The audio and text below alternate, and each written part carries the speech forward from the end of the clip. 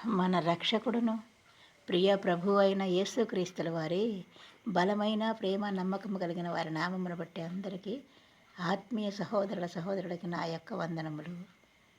ఈ వేకువజామున ఈ శుభ సమయమున యేసుక్రీస్తు ప్రభువుల వారి మాట ఒక్కసారి మనము చదువుకుందాము.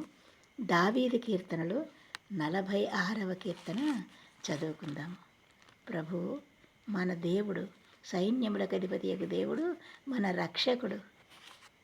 ఒకసారి చదువుకుందాం. దేవుడు మనకు ఆశ్రయమును దుర్గమునై ఉన్నాడు. ఆపత్కాలములో ఆయన నమ్ముకొనదగిన సహాయకుడు. మనకి ఎవరు నమ్ముకొనదగడానికి లేరు, ఆయన మాత్రమే సహాయకుడు.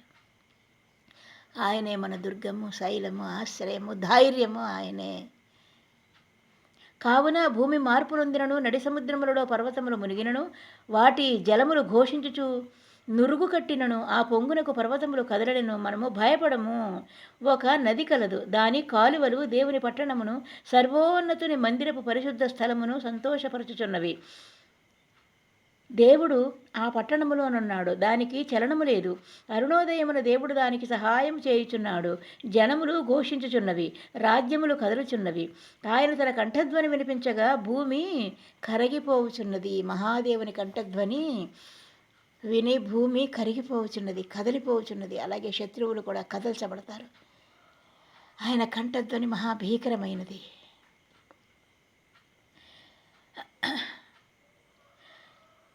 అయినను సైన్యములకు అధిపతి యెహోవా మనకు తోడై ఉన్నాడు. ఆయనే మనకు తోడు, ఎవ్వరూ తోడు కాదు. అందరూ నమ్మించి వెన్నుపోటు పొడిచి మోసము చేసి 4 మాటలు చెప్పి పారిపోయేవాళ్ళు మాత్రమే. అది ఏ బంధమైనా సరే. కానీ నిత్య నిబంధనతో కూడిన బంధము యేసుక్రీస్తు ప్రభువుల వారితోనే మనకు. సైన్యములకు అధిపతి యెహోవా మనకు తోడై ఉన్నాడు. యాకోబు యొక్క దేవుడు మనకు ఆశ్రయమై ఉన్నాడు. యెహోవా చేసిన కార్యములు వచ్చి చూడుడి.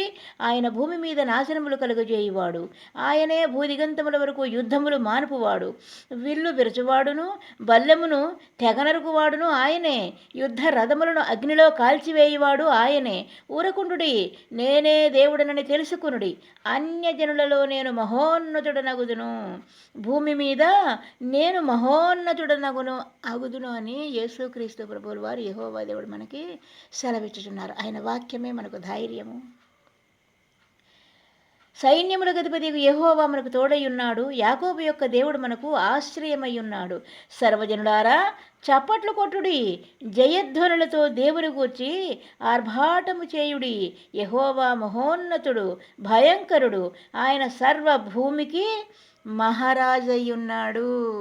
ఆయనే మనకు ఆశ్రయమై ఉన్నాడు, మన దుర్గమై ఉన్నాడు.